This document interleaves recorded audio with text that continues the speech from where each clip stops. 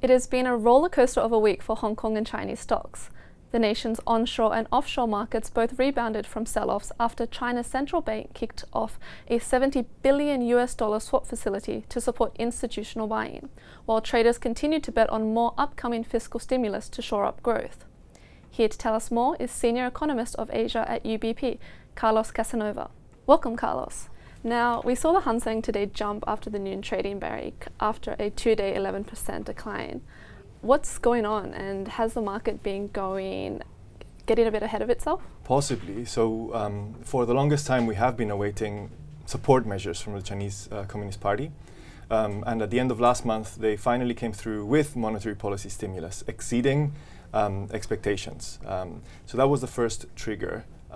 It was not only the fact that they did a larger than expected rate cut and a triple R cut and announced a swap facility to fund the equity rally or the equity buying program, but it was also the whole theater and orchestra around the decision. They made it sound like a big deal, and they hinted that more policy measures were underway. And so I think what the market is pricing in is the prospect for more support, specifically the fiscal side of things, which we haven't yet seen, and hoping that this time will be a bigger package than what we've seen so far. So I think markets are a little bit ahead of themselves, and we are bracing for a big decision or a big announcement by the Ministry of Finance this weekend.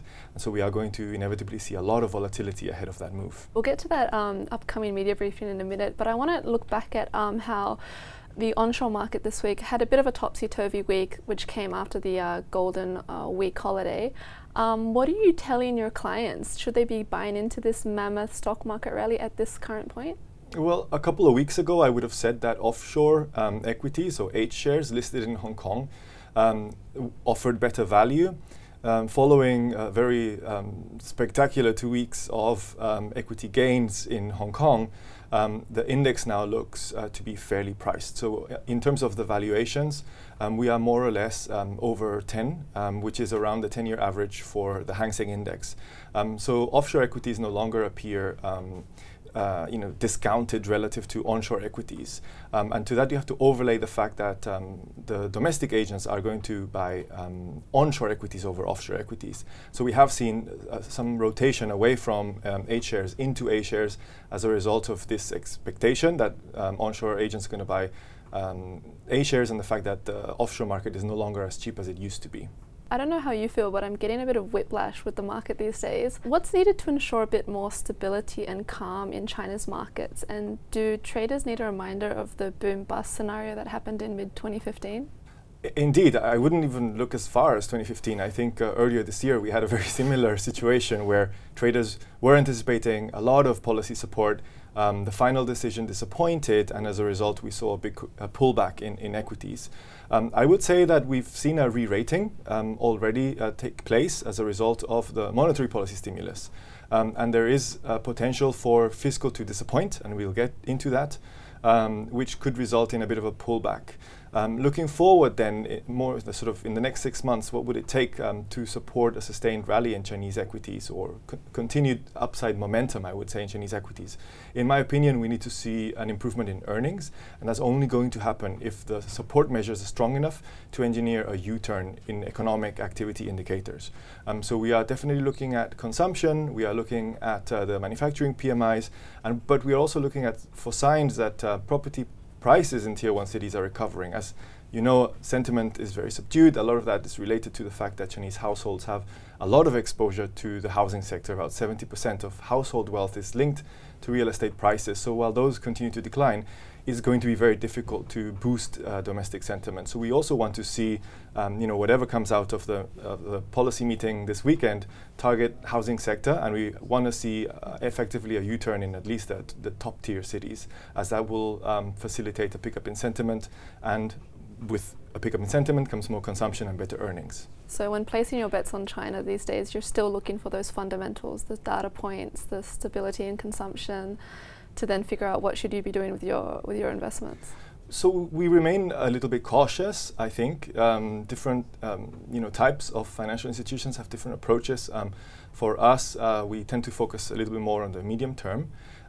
So we think that there is a tactical trade to be done. We saw a rally in Chinese equities at the end of 2023. And after the pullback, we could see a similar rally, especially if PBOC follows through with support. And we haven't yet seen the central bank balance sheet expand, but that was one of the big drivers of the equity rally last year. So I think there is a tactical trade for investors to play with in the next few months. But over the medium term, we are still advising clients to focus on specific stocks, so trying to pick winners in sectors that still benefit from policy tailwinds. I think that is, being aligned with the policy direction in China is always a winning strategy. And so, they are trying to boost consumption, so looking at the main companies that will benefit from consumption trends, that is a good opportunity. They are also trying to engineer a dual circulation where they're less dependent on imports of technology, and so focusing on the companies that are going to drive that manufacturing upgrade in China. The companies that are benefiting from the AI revolution, that are receiving most government grants to develop core technologies, those types of companies will continue to benefit, and so we are investing in those kind of areas. I see. And so looking forward to this weekend, we've got China's finance minister set to hold a media briefing. What do you anticipate to come out of that meeting, and what key things are you looking for? So most of the consensus in the market is expecting around 2 to 3 trillion, I would say 2 trillion worth of fiscal stimulus. That could come in the form of additional ultra-long central government bond issuance or special bond issuance. The special bond issuance will go towards financing specific infrastructure projects, and of course the conversion of the property sector into social housing. So some of those unsold units need to be finished, purchased, and then transformed into social housing. That needs to be financed through the issuance of bonds.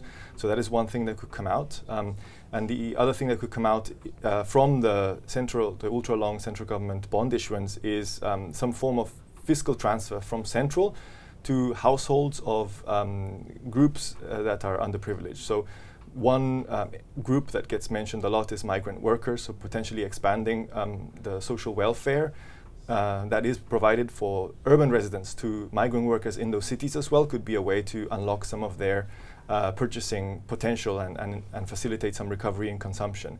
So we might see these sorts of measures, or at least the big policy direction, being announced on Saturday. I would caveat what I've just said by mentioning that these decisions need to be rubber stamped. So it's possible that they just highlight the direction and leave the specific figures until later. We do have a National People's Congress Standing Committee meeting at the end of the month, and so that might be a more appropriate platform to detail the plans. So investors could be a little bit disappointed next week. And the other thing that will not happen is we will not see the fiscal deficit target being widened this week. It's already too late in the year, so we might have to wait until the annual targets at the National People's Congress in March in order to see the extent of the fiscal stimulus package in terms of the budget deficit. Right, so still a lot to look out for before investors jump the gun. Yes, it's going to be slow and grueling. Right, well, thank you so much, Carlos. And to get more market insights into what's happening in China and around the world, head to our website at scmp.com.